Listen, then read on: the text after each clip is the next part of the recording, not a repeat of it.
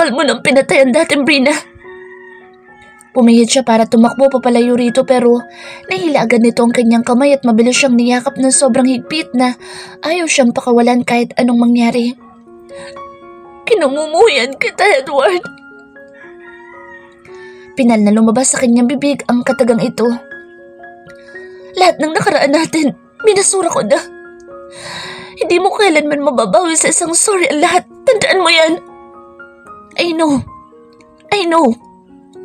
Nagpumilit siyang kumawala sa mahigpit na pagkakayakap nito sa kanya pero tila bakal ang brasong nakapulupot sa kanya ngayon.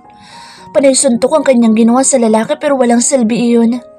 Hanggang sa naramdaman niyang tumigil ang kanyang katawan sa pagpupumiglas at tanging maririnig na lang sa paligid ay ang malakas na hangin, ulan at ang kanyang hikbi. Ilang minuto siyang ganoon na umiiyak sa dibdib nito hanggang sa naramdaman niyang nangihina ang kanyang tuhod at katawan. Sa sumunod na sandali ay bigla siyang nawala ng malay. Shit! Brina! Nakaupo si Edward at halos ayaw niyang tanggalin ang kanyang mga mata habang nakatitig sa dalaga ng mga sandaling iyon na walang malay. Mataas ang lagnat nito. Nasa isang pribadong silid ito ngayon at wala siyang planong pakawalan ito sa kanyang paningin. Baka tuluyan siyang takasan ng dalaga at hindi siya mabigyan ito ng pagkakataon na makausap ito. He don't give a damn kung ayaw nitong makausap siya. Not now. They need to talk. Tama na ang maling akala, maling hinala, maling akusasyon at maling takbo ng utak at puso niya.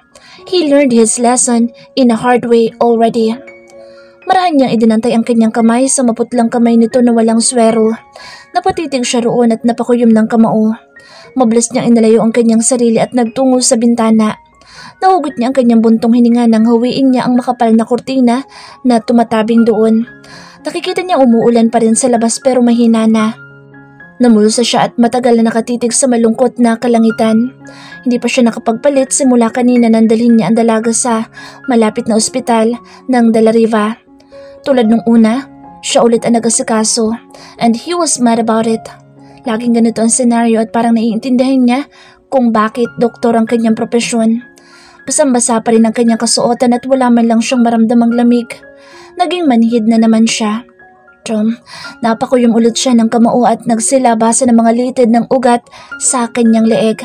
Hindi niya akalain sa puntod ng anak nila niya ito matatagpuan. Hindi niya alam kung paano nito nalaman iyon pero ang mahalaga ay nasa kamay niya na Sabrina ulit. He needs to clear things out.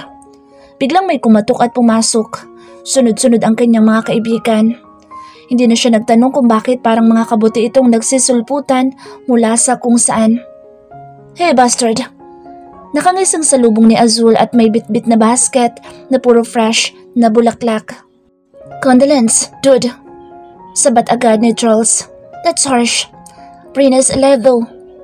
Nakangisang sambit ni Sid. That's for his heart. Condolence bro. May your heart rest in peace. In hell. Walang prenong sagot ni Forrest na may bitbit na basket ng prutas. Kanya-kanyang bitbit ang mga ito. Kulang na lang ay magsibidahan ang mga ito kung sinong pinakamagandang bulaklak ang dala at prutas. Mga walang hiya. Leave. Now. Sinamaan niya ang mga ito ng tingin. Ulol, mas basahal ka sa amin.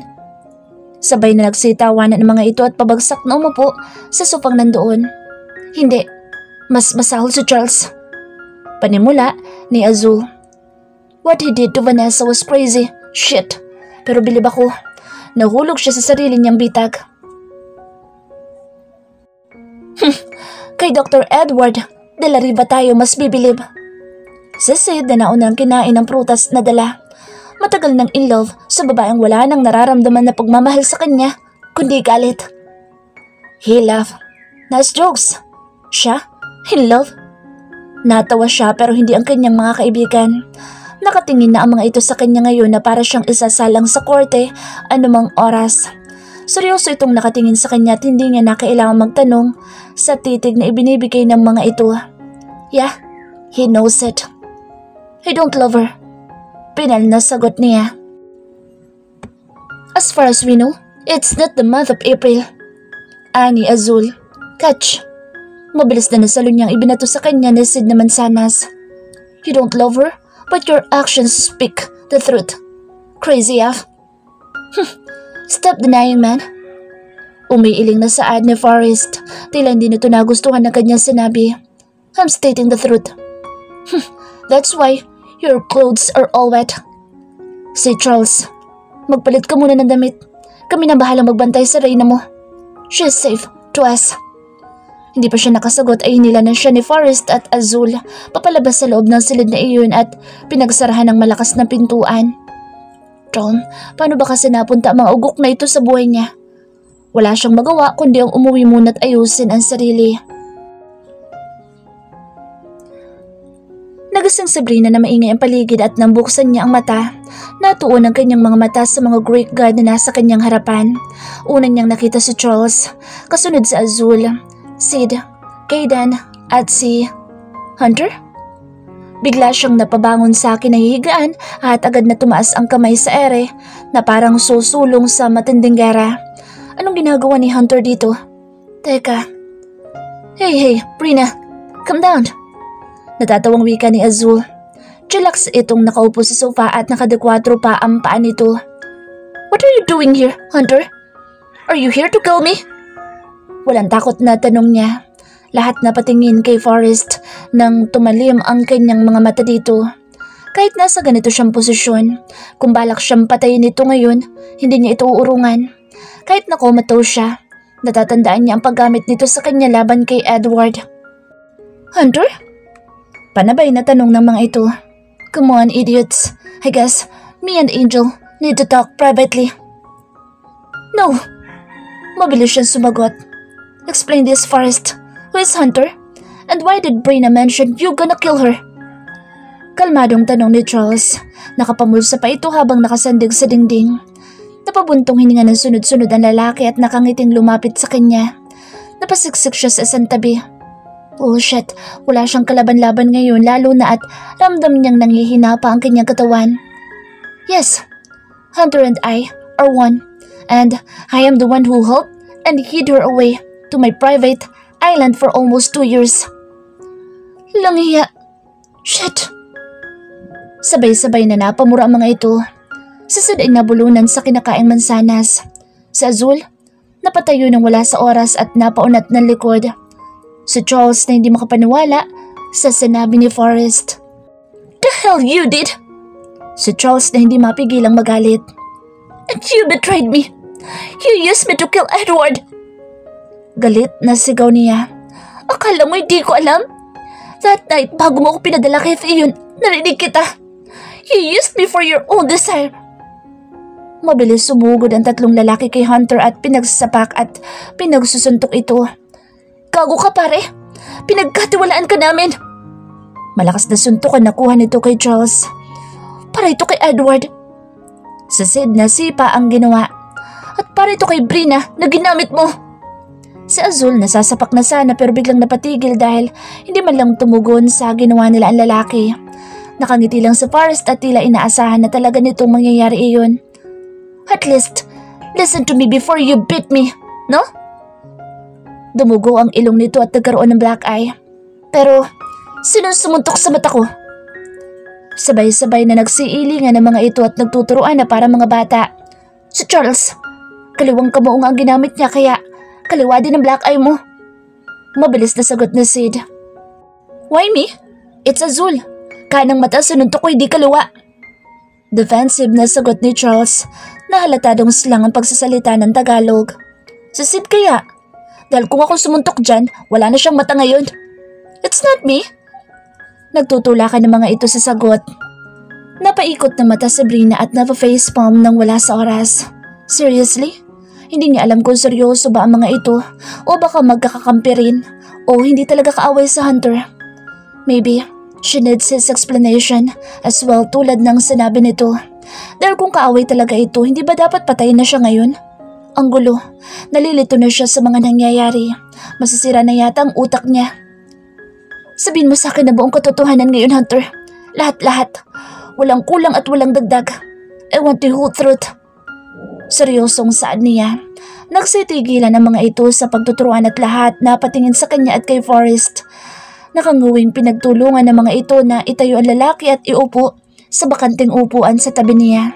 Parang gusto niyang matawa na ewan pero dahil seryoso siyang malaman ang katotohanan, hindi niya magawang tumawa sa nakakaawang itsura ni Hunter. Nakuna ng 1/4 ang gwapong itsura nito.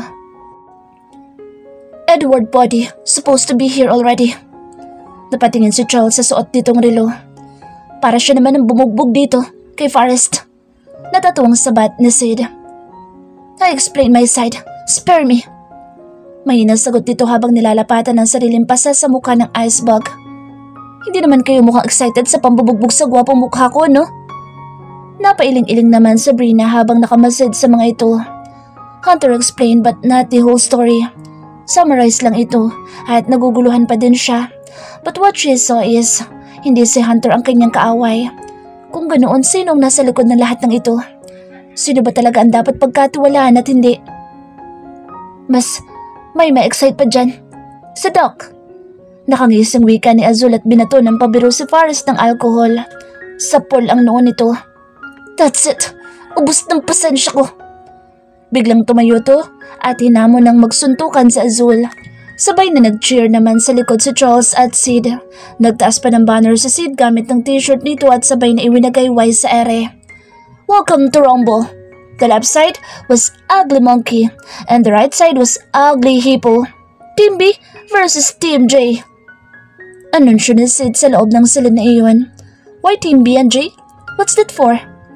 Eksa na naman ni Charles. It's Team Blow and Team Job. Short for blowjob. Nakangising sagot ni Sid.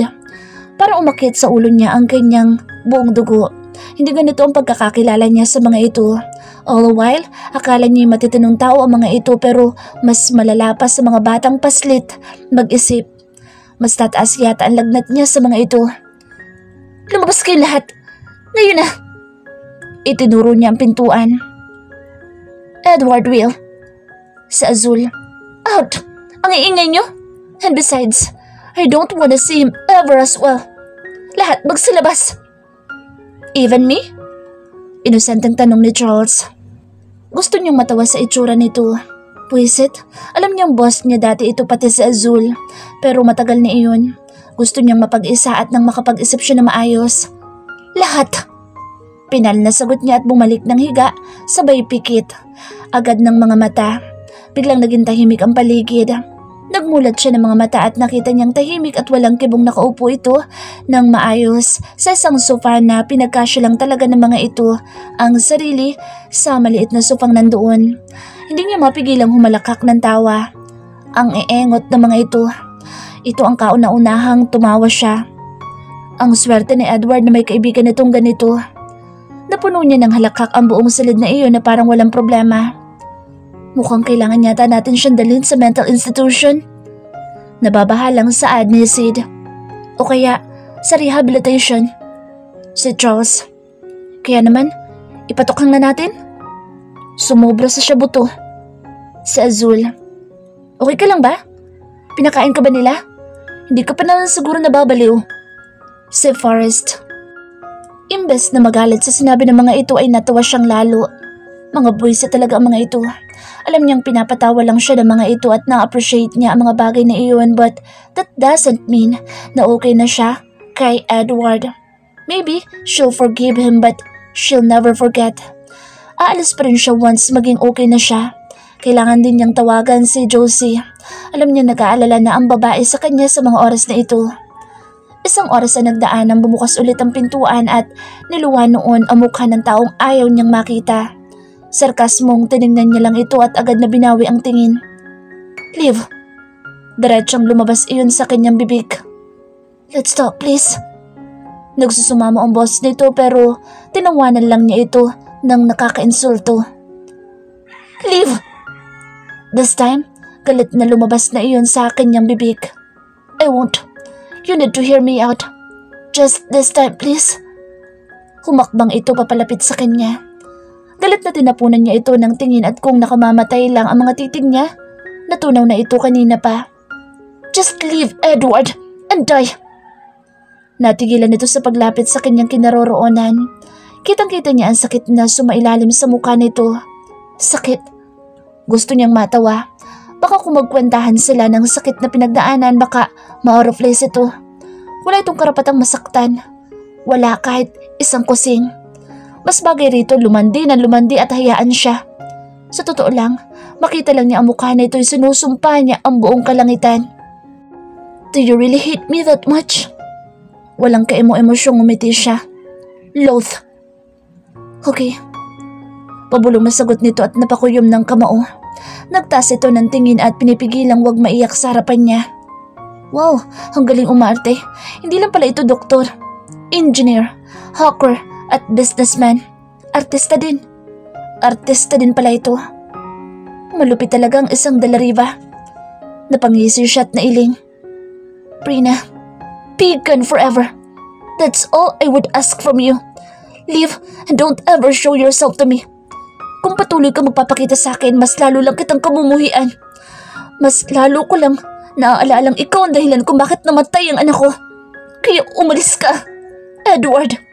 Umalis ka bago kita mapatay. Tumalim ang kanyang tingin dito at hinihintay na umalis ito ng tuluyan pero hindi. Humakbang itong papalapit sa kanya at inabot ang kutsilyong katabi ng mga apo sa side table niya. Then kill me. Ibinigay nito sa kanyang kutsilyo. Tinatakot ba siya nito? Minabantaan? Walang takot na kinuha niya iyon at tiningnan ito sa mata. Dumakma ito sa kanya at malamlam ang mga matang tinitigan siya. I love you. Malakas na itinarak niya ang kutsilyo rito kasabay ng pagpatak ng luha sa mga mata niya. Lumamlam lang ang mga mata ni Edward na nakatitig sa kanya at masuyong ngumiti. Idiniin niyang lalo ang kutsilyo sa pagkakasaksak. Tiniis dito ang sakit at walang reklamong maririnig sa labi ng binata, pero kitang-kita niya ang mga luha na sumupil sa mga mata nito. Wala itong karapatang sabihin sa kanya na mahal siya. Wala. Ipinikit niya ang mata at hinugot ang kutsilyo. Hindi nito deserve na patawarin o kahit ang mahalin. Prina! Si Josie ang nakita niya sa pintuan at gulat na gulat. Bigla siyang napaurong at tinapon sa isang tabi ang kutsilyo. Nanginginig ang kanyang katawan nang mapatingin siya sa dugo ang katawan ni Edward. Malayang dumaloy ang dugo sa balikat nito. Out, please. Please. Pabulong na lang na lumabas sa kanyang bibig ang katagang iyon at naramdaman niyang hinila siya ng kadiliman. Hindi niya kinaya. Nagasang si Brina kinabukasan sa tapik ni Jocelyn. Nang magmulat siya ng mga mata, ang nag-aalalang itsura ng kaibigan ng kanyang nabungaran. Good, you're okay. Mabilis siya nitong niyakap. Why? Natigilan siya nang maalala ang ginawa niya kay Edward at sa nakita nito. Ako na magbabantay sa'yo dito. But I need to go. Kaya ko na ulit ang katawan ko. Pinal na sabi niya. Akbang tatayo siya mula sa pagkakahiga pero pinigilan siya ng kaibigan. Napabuntong hininga ito.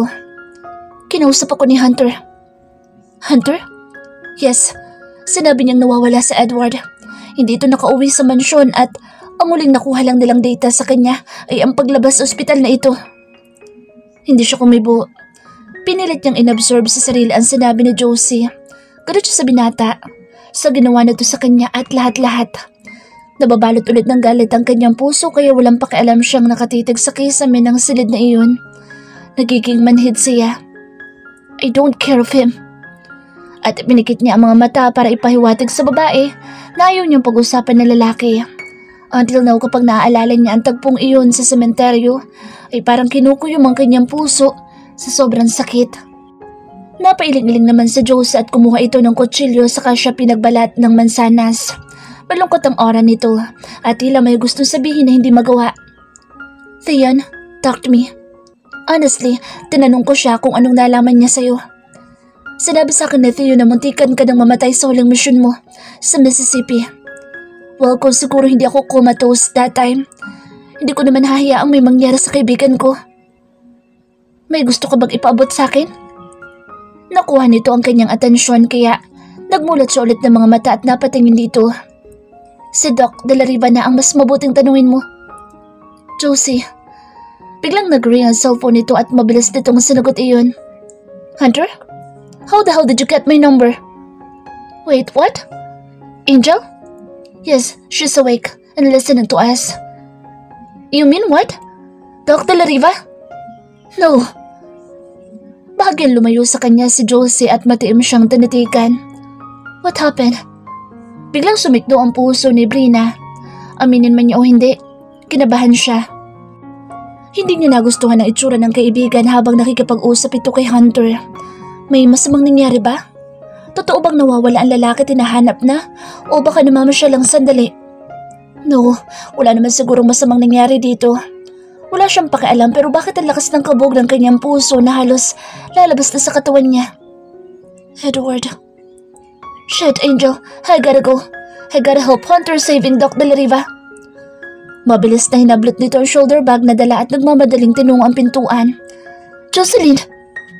Napahinto ito at nagtatakang napatingin sa kanya. He's in critical situation. Hunter find the location sa gustong pumatay sa kanya and now, I guess, they are torturing him. Hindi ka pwedeng sumama, Brina. Delikado. Napailing-iling sa Jocelyn, napasulyap-sulyap sa kanya habang sakay sila sa kotse nito. Mabilis nitong pinaharurot ang bagay na iyon na parang pagmamayari nito ang kalsada. Papatayin ako ni Hunter pag nalaman niya ang sinama kita. Angel naman eh. I don't care about Hunter. May kasalanan pa rin siya sa akin. Drive faster. Make it fly. Napanguwi ito sa kanyang sinabi at sunod-sunod na tumango. May God bless us. Matinding ayaw ang nakuha niya sa kaibigan nang gusto niyang sumama dito kanina pero dahil makulit siya at ginamit niya ang pagiging superior dito, napauon niya ito kahit na ayaw nitong isama siya. When you need to come, when you hate him that much. Bakit nga ba? Oo, galit siya sa lalaki. Totoo iyon. Pero ang malaman na dinakip ito at iniisip na binubugbog at pinatay, hindi yata niya nagustuhan. She spent half of her life protecting him.